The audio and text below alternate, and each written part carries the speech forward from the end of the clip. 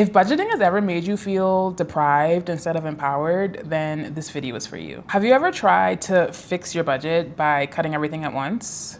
No eating out, no subscriptions, no shopping, no fun. And for like 2 weeks, you stick to the plan. And then suddenly you're exhausted, irritated, and ordering $70 worth of food because you deserve it.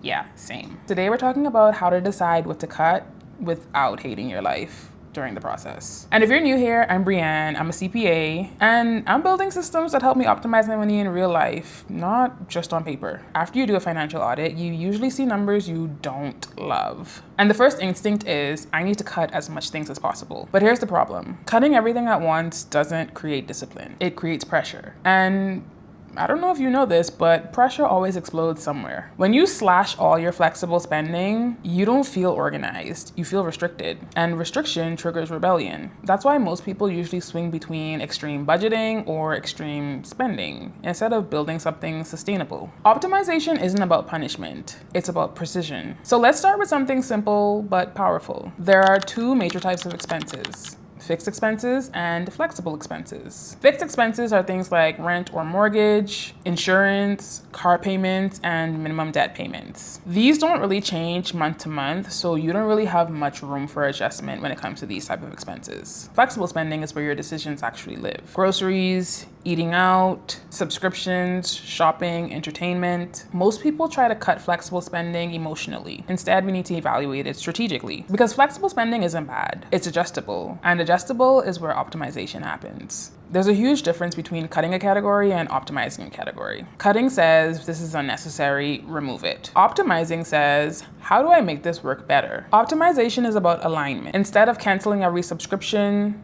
you're asking yourself, do I use this weekly? Does it replace something more expensive? Does it improve my life? You don't need to remove joy from your budget. You need to make sure that you're choosing it on purpose. Here's a simple filter I use when doing an audit. When I look at a category, I ask, does this support the life that I'm trying to build? Is this adding value or just convenience? And if I reduce this by 20 to 30%, would my quality of life actually change? The third question is powerful because sometimes the answer is no. You don't have to eliminate a category to improve it. Sometimes you just need boundaries, and boundaries feel a lot better than deprivation. When you cut everything at once, you're shocking your system. You increase decision fatigue, and you rely completely on motivation. But the truth is, motivation fluctuates, and sometimes it even eventually fades away. Systems last. Instead of cutting 5 categories aggressively, choose 1 or 2 to optimize this month. Let it settle, then adjust it. That's how you build stability without burnout. And here's something that I think might shock you. Minimal spending isn't the goal.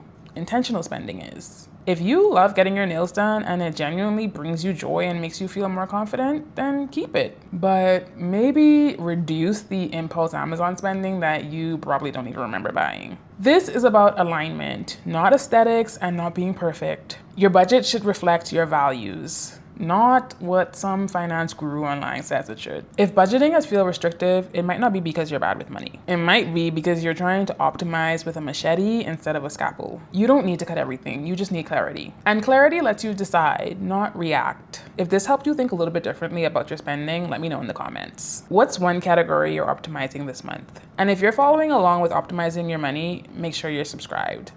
Because next week we're talking about lifestyle creep and why sometimes, even though you're making even more money than you ever had, you still feel behind. See you in the next one.